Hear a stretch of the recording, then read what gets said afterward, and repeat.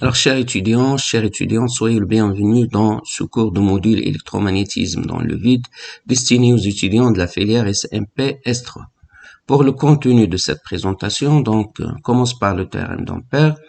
Alors, notamment, on va voir donc les trois cas de distribution de courant. Alors, distribution de courant filiforme, courant volumique et de courant surfacique. Alors, on passera ensuite au théorème d'Ampère pour le potentiel vecteur A. Alors encore, c'est la circulation de potentiel vecteur A à travers une courbe fermée C.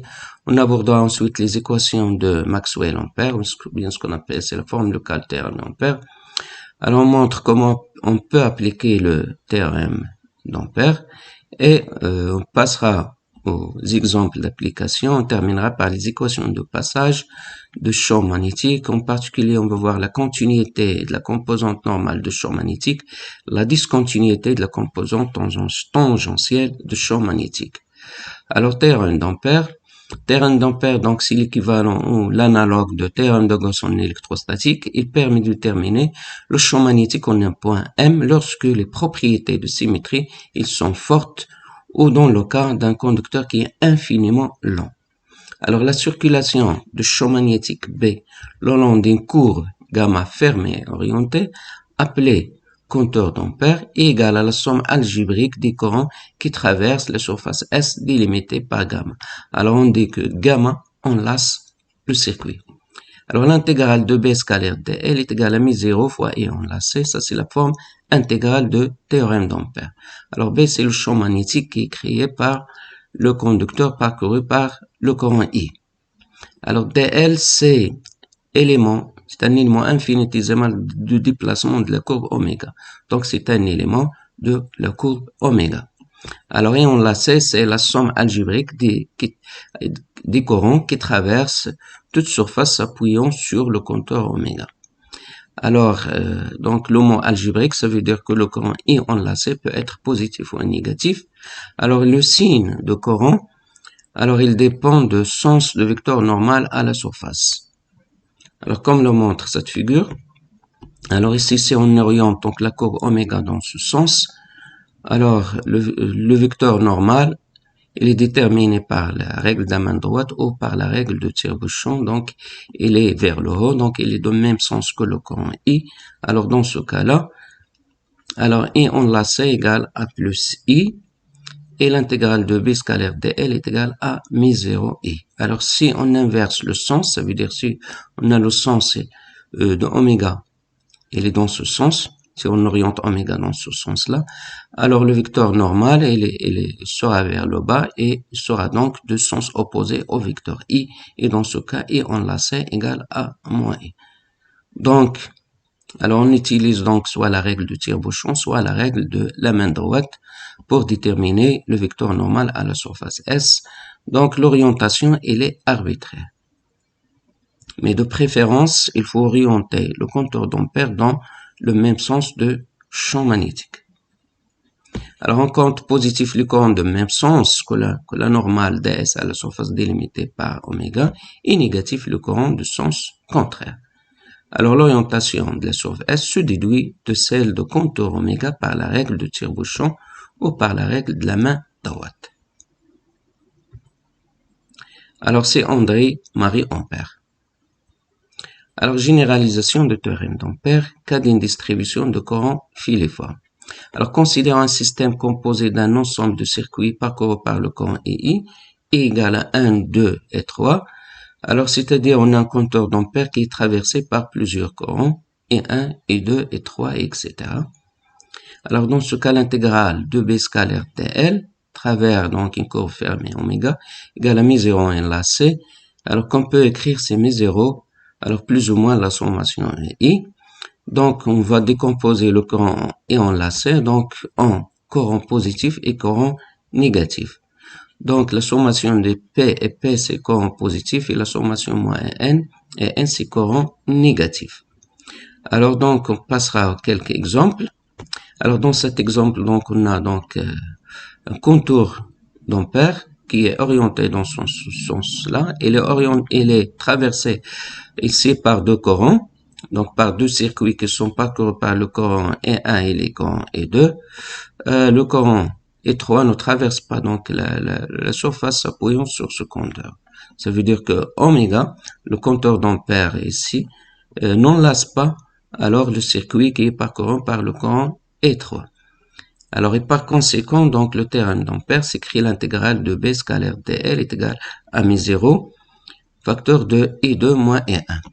Alors ici, donc, le courant I1, il est orienté vers le bas. Le vecteur normal à la surface qui est déterminé par la règle de tire-bouchon, bien par la règle de la main droite, elle est vers le haut. Et par conséquent, N et 1 ils sont de sens opposé. Donc ici, on aura moins I1. Et le courant I2, il est vers le haut. Donc, de même sens que le vecteur normal à la surface. Donc, on aura ici I2. Donc, l'intégrale de B scalaire dl est égale à mi0 facteur de I2 moins I1. Alors, comme vous voyez ici, donc, la courbe d'ampère, elle est orientée dans le même sens de champ magnétique. Donc, ça, c'est un choix arbitraire. Alors, donc, deuxième cas. Donc ici, c'est compteur d'ampère noté C, orienté également dans le même sens de champ magnétique. Donc ds est un élément de l'encours de la courbe C. Ici, le compteur d'ampère, il est traversé par les trois courants, E1, E2 et E3. Donc, alors on détermine également la normale à la surface, ici indiquée par donc la couleur verte. Alors, en utilisant la règle de la main droite ou la règle du tire-bouchon, donc il est en suivant alors ce sens-là. Le vecteur normal, il est vers le haut, donc il est de même sens que le courant E3 et de sens opposé au courant E1 et E2, et par conséquent, le théorème d'Ampère s'écrit l'intégrale de B scalaire dl est égale à mi0 E3 moins E1 moins E2. Alors, cas d'une distribution de courant non filiforme. Alors, donc, dans le cas d'une distribution volumique, l'intégrale de B scalaire dl égale à mi0 fois l'intégrale de GV ds, avec GV, c'est le vecteur densité de courant volumique. Alors, pour une distribution surfacique, l'intégrale de B scalaire dl est égale à mi0 l'intégrale de GS scalaire NdL avec GS, c'est le vecteur densité surfacique de courant. N, c'est un vecteur unitaire tangent à la surface S du circuit et qui est perpendiculaire à L, N des dimensions de la nappe de courant ou de la surface plane. Alors, théorème d'Ampère pour le potentiel vecteur A. Alors, soit C, un compteur court fermé orienté, c'est une surface quelconque qui s'appuie sur C. Alors on sait que B est égal à rotationnel de 1, donc implique que l'intégrale de B scalaire ds, alors est égal à l'intégrale double de rotationnel de A scalaire ds. Ici on a remplacé B par rotationnel de A en utilisant le théorème de Stokes. Donc cette expression soit égale à l'intégrale ou bien la circulation de vecteur A à travers une courbe fermée C. Donc c'est l'intégrale de A scalaire d de R. Alors, le but ici, c'est de déterminer le potentiel vecteur A, alors en utilisant l'expression de B. Ça veut dire, connaissant l'expression de B, on peut déterminer l'expression de potentiel vecteur A. Alors, dans ce cas, donc, il faut déterminer donc la forme de compteur C. Alors, donc, en utilisant bien sûr l'étude d'invariance et de symétrie. Donc, le compteur d'ampère C est déduit de la direction de potentiel vecteur A qui est déterminée par une étude d'invariance et de symétrie. Donc, en faisant une étude d'invariance et de symétrie, on détermine la direction de potentiel vecteur A et à partir de cette direction, on détermine donc la forme de compteur C. L'équation de Maxwell-Ampère, ou bien ce qu'on appelle forme locale de théorème d'Ampère. Alors, l'intégrale de B scalaire dl, donc, en utilisant le théorème de Stokes, c'est égal au rotationnel de B scalaire ds. Alors, ça d'une part, et d'autre part, on a l'intégrale de B scalaire dl est égal à mi0 G fois ds, avec G, c'est le vecteur, alors, c'est le vecteur volumique de courant, densité de courant volumique. Alors, on en déduit que rotationnel de B, donc par identification, on déduit que rotationnel de B égale à mi0 fois G. Donc, c'est la quatrième équation de Maxwell.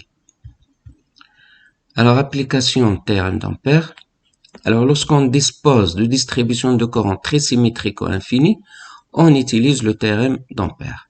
Alors, ce théorème permet de déterminer le module de B engendré par la distribution de courant, ça veut dire qu'il est créé par la distribution de courant, Alors, donc, le théorème d'Ampère ne peut que ne permet que de déterminer donc la norme de potentiel, la norme de champ magnétique B.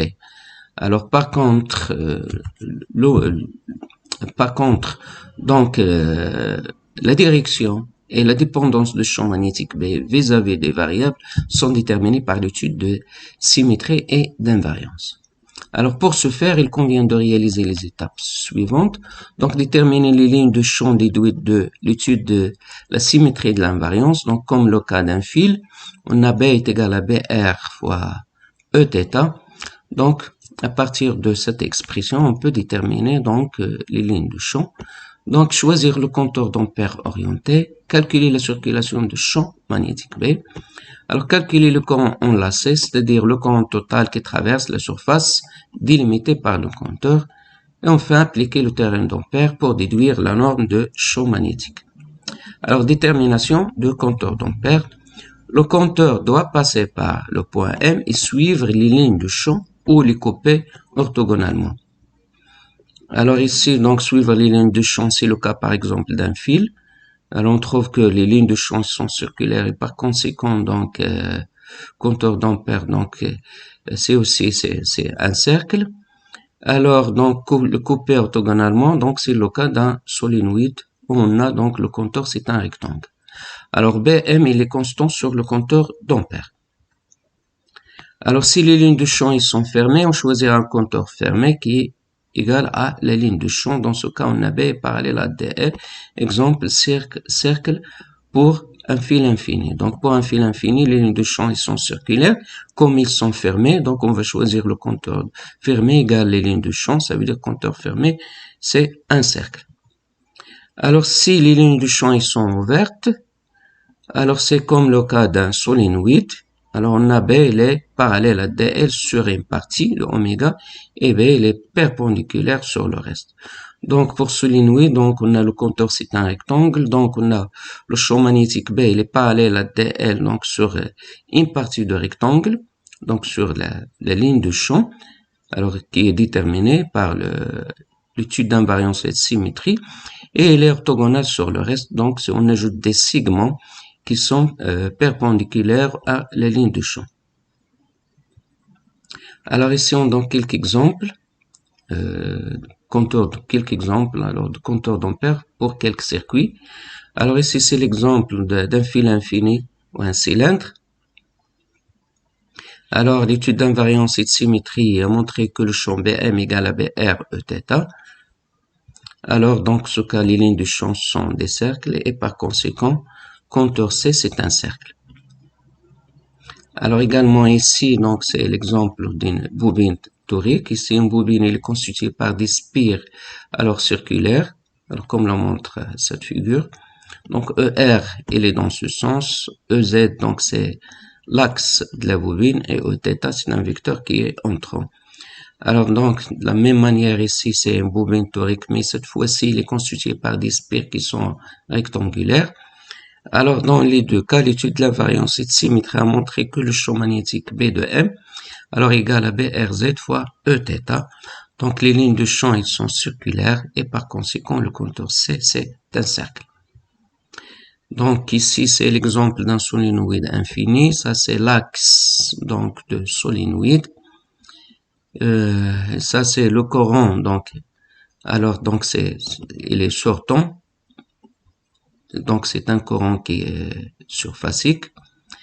Ici, comme vous voyez, donc, le champ magnétique B, il est dirigé suivant l'axe OZ. Donc, on a montré que, alors, l'étude de l'invariance et de symétrie, donc, il a montré que le champ magnétique, il est suivant l'axe de solénoïde. Donc, ce qu'on voit ici, donc, donc, les lignes de champ, ils sont parallèles à l'axe de solénoïde. Donc, ici, c'est une partie ou bien de lignes de champ. Le champ magnétique, donc, il est parallèle à l'axe E de Z. Donc, pour avoir une courbe fermée, on doit ajouter des segments qui sont parallèles à la ligne de champ. Alors, dans ce cas-là, on a B, il est parallèle à DL, et dans ce cas-là, on a B, il est perpendiculaire à DL. Donc, on ajoute donc la parallèle à la ligne de champ et on ajoute aussi des segments qui sont perpendiculaires à la ligne de champ. Alors, donc, on a BM, déjà montré que B, c'est BR égale à EZ. Et par conséquent, donc, le compteur C, c'est un rectangle. Alors, même chose ici, on a donc un plan infini qui est constitué par des fils infinis qui sont parcourus par deux courants qui est dans le sens de vecteur unitaire E de X. Alors, donc, on a déjà montré que alors le plan qui est formé par EX, EZ, c'est un plan de symétrie. Par conséquent, alors le champ magnétique B il est perpendiculaire à ce plan, donc il est porté selon le vecteur unitaire EY. Et par conséquent, donc les lignes de champ ils sont parallèles au vecteur E de Y. Alors donc, le champ magnétique B, donc c'est BZ E de Y. Donc on doit, pour déterminer un compteur d'ampères, donc on doit ajouter donc des segments qui sont alors perpendiculaires à la ligne de champ ici qui est suivant Y. Donc soit alors le segment soit donc dans le même sens de E de X ou bien dans le même sens de E de Z. Alors que donc le compteur d'ampères doit passer par le point M, M est sur l'axe OZ, donc on doit ajouter un segment qui est donc qui est parallèle au vecteur unitaire E de Z. Donc on obtient donc compteur d'ampères, c'est un rectangle qui est situé dans le plan EY et E de Z. Par exemple d'application, donc soit un conducteur cylindrique, alors de section circulaire R et de longueur très supérieure à R. Donc un cylindre infini, ça veut dire qu'il possède donc une longueur qui est très supérieure au rayon. Alors l'étude de l'invariance et de symétrie dont B égale à BR Eθ implique que les lignes de champ sont des cercles centrés sur l'axe OZ de cylindre. Alors ici c'est donc B qui est égal à BR Eθ. Alors donc le compteur fermé est donc un cercle un cercle centré sur l'axe E de Z. Alors comme le montre ici, ça c'est le compteur d'ampères C. Donc BM, le champ magnétique BM, donc il est tangent donc au point M ici au cercle. Donc il est orienté de même sens que le champ magnétique B, et pour lequel BR il est constant. Donc vous avez un compteur C et C.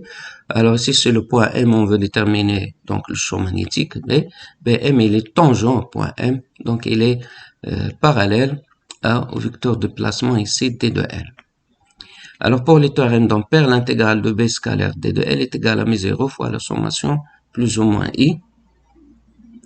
Donc, alors on distingue deux cas, R supérieur à R et R supérieur à R. Alors pour R supérieur à R, donc c'est ce cas-là, donc on choisit qu'un compteur fermé c'est C1 et les deux surfaces S1. Alors et on la sait, donc c'est la somme des courants algébriques qui traversent les surfaces s'appuient sur le compteur C1. Alors ici, dans ce côté-là, il n'y a pas de courant. Ici, il n'y a pas de courant. Donc, les seuls courants qui traversent les surfaces S1 s'appuient sur le compteur C1, sont les courants I. Alors, donc, et en suivant cette orientation, donc le vecteur normal à la surface, il est vers le haut, il est de même sens que le courant I. Donc le courant I enlacé, il est positif et par conséquent I enlacé égale à plus I.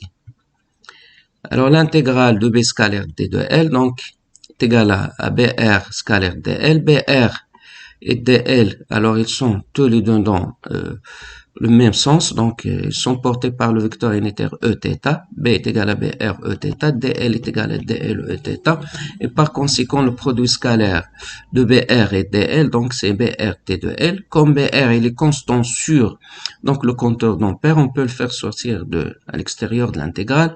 Donc l'intégrale de B scalaire DL est égale à BR fois l'intégrale de 0 de PR de DL, donc ça donne le périmètre de cercle, donc on obtient 2PR BR égale à μ0i, ce qui implique que B de R égale à μ0i sur 2PR. Alors donc on va passer au deuxième cas, R est inférieur à R, alors dans ce cas-là, donc le compteur d'ampères c'est C2, alors donc Alors, on va chercher donc les courants donc, qui traversent la surface S2, alors s'appuyant sur le compteur C2. Alors, on va appeler ce courant enlacé, c'est les courants E2. Alors, comme vous voyez ici, donc, la surface S2 n'est pas traversée par tous les courants I, donc elle est traversée par une partie, alors, des courants I. Alors, donc, pour R inférieur à R, le compteur fermé choisit C2, de surface S2, c'est un cercle de rayon R, enlaçant le courant E2. Alors, si on suppose que le courant I est uniformément réparti dans la section de conducteur, on a, alors G égale à I sur S égale à I2 sur S2. Ça veut dire que le vecteur densité de courant, il est uniforme, il est le même dans tout le cylindre. Donc, ce qui implique que I2 égale à I S2 sur S, donc on connaît I, on connaît S, donc c'est la section de cylindre qui est égale à PR carré. S2, c'est la section donc pour le compteur d'ampères, donc c'est PR carré. Donc on simplifie par I, on aura donc, c'est I2 est égal à I petit r carré sur R carré. Alors on revient au théorème d'ampère, donc l'intégrale de B scalaire ds est toujours 2PR fois BR, donc est égal à mi0 fois E2, donc E2 c'est le courant donc qui traverse la surface S2 s'appuie sur le compteur C2, donc qui est égal à IR carré sur R carré. Donc finalement on obtient BR est égal à mi0 I sur 2pi fois petit r sur R carré.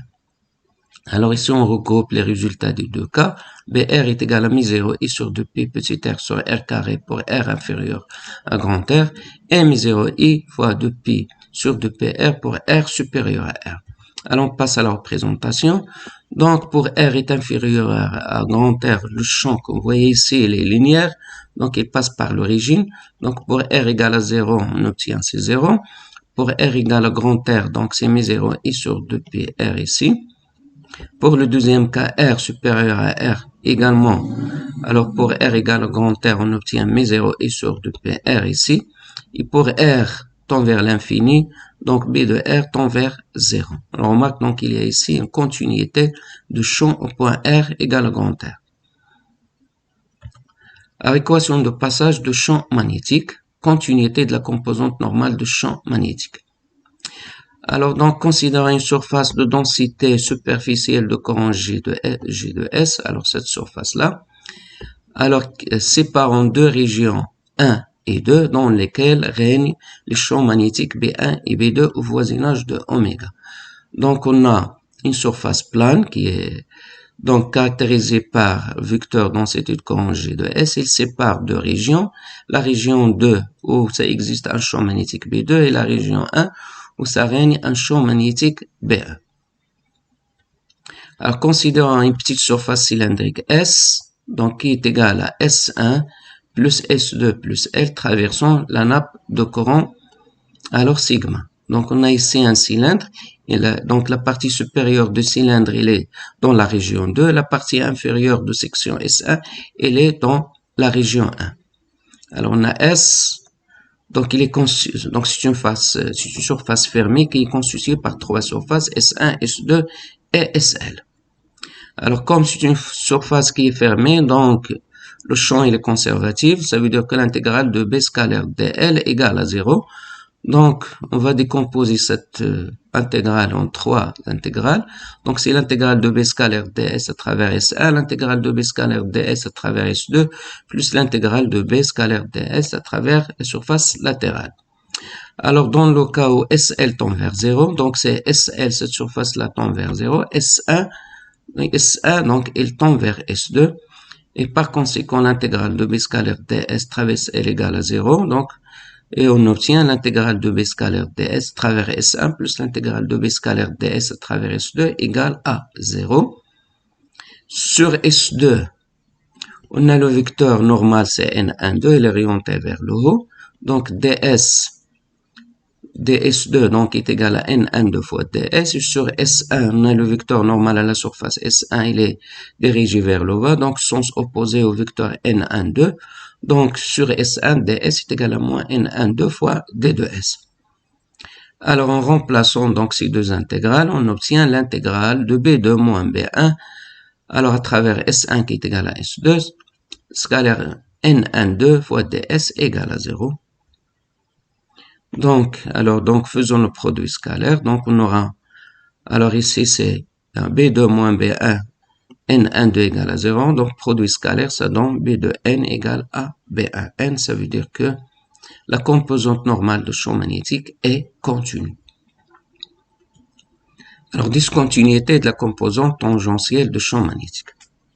Alors, considérons également ici une surface plane, alors qui est parcourue par vecteur densité de courant surface Xg de S, alors qui est parallèle au vecteur unitaire E de X. Alors, cette surface, elle est dans le plan EX, alors EY. Alors, on a déjà montré que, donc, pour déterminer le champ magnétique, on a un point M qui est sur l'axe O2Z. On a déjà montré que le plan, alors ici, EX, E2Z, c'est un plan de symétrie de la distribution de courant. Et par conséquent, le champ magnétique, il est porté par le vecteur unitaire E de Y. Donc, les lignes de champ, alors ils sont également, donc, selon l'axe, le vecteur unitaire E de Y. Donc, pour déterminer le champ magnétique B, on a un point M qui est situé sur l'axe O2Z, en utilisant le théorème d'Ampère. Donc, il faut choisir un compteur fermé C. Alors, comme on l'a déjà expliqué, donc le compteur fermé, alors il est contenu dans le plan OY, EZ. Pourquoi? Parce qu'il contient le point M. Donc, on a ajouté ici les lignes de champ, ils sont parallèles à l'axe au vecteur unitaire O de Y. Donc, on doit ajouter alors des segments pour obtenir une courbe fermée, alors de telle sorte que ce compteur-là doit passer par le point M. Le point M, il est sur l'axe OZ, donc on a ajouté des segments alors qui sont parallèles au vecteur unitaire E de Z. Donc le compteur d'Ampère, il est contenu dans le plan E de Y et E de Z. Alors, donc, l'intégrale de B scalaire dS et mi0 en lacet est égale à mi0 fois l'intégrale de GS scalaire NdL. Donc, ça, c'est pour une distribution surfacique. Alors, I, donc, c'est l'intégrale de GS scalaire NdL. Alors, GS, il est parallèle à EX et le vecteur normal N, alors, il est aussi, donc, il est dans la majorité des cas. Alors, ici, il est également parallèle à EX. Donc, c'est dl fois EX, donc est égal à J de X l'intégrale dl fois, donc Ly. Alors Ly ici, c'est un des côtés qui est parallèle au vecteur unitaire EY de compteur d'Ampère. Donc on intègre est égal à Gs fois Ly. Alors ici, je rappelle que le courant ion lacé, c'est le courant qui traverse, donc, alors toute surface s'appuyant sur le compteur oméga. Alors ici, donc, le courant ion lacé, ou bien il va traverser uniquement alors la longueur Ly. Donc, ce sont les courants qui traversent la longueur Ly ici. Alors, l'intégrale de B scalaire dl, donc, est égale à l'intégrale de B2 scalaire d2l pour N1, M1. Le compteur d'Ampère, donc, c'est N1, M1, M2, N2, M1. Donc, il est constitué par 4 parties. Donc, l'intégrale de B scalaire dl est égale à B de dl N1, M2. Alors, ici, pourquoi B2? Parce qu'on est dans la région 2. Donc, plus l'intégrale de B scalaire dl M1, M2. Donc, ça, c'est M1, M2. Plus l'intégrale de B1 scalaire dl M2, N2. B1, parce qu'on est dans la région 1. Ici, où s'arrête le champ magnétique B1. Alors, plus l'intégrale de B plus l'intégrale de B scalaire dl de N1, N2. Alors ici on a epsilon qui est égal à M1, M2 qui est égal à N1, N2. Alors c'est tend vers 0. Donc ces deux intégrales alors vont tendre vers 0 et par conséquent alors on aura donc l'intégrale de B scalaire dl est égal à l'intégrale de B de scalaire dl plus l'intégrale de B1 scalaire alors d de l.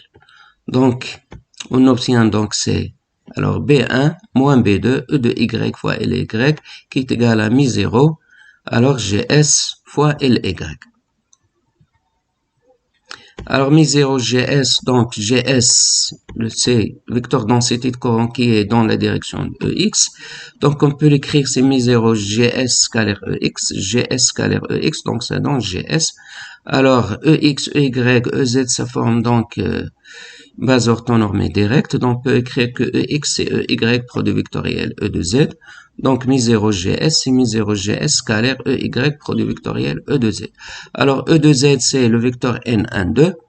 Donc, on peut remplacer E de Z par N12. On utilise donc les propriétés d'un produit mixte. On obtient mi0 GS est égal à mi0 de GS, produit vectoriel N12 scalaire E de Y. Alors, ce qui donne donc ici B2 moins B1 égale à mi0 fois GS, produit vectoriel N12. Donc, la composante tangentielle du champ magnétique, elle est discontinue. Et merci pour votre attention.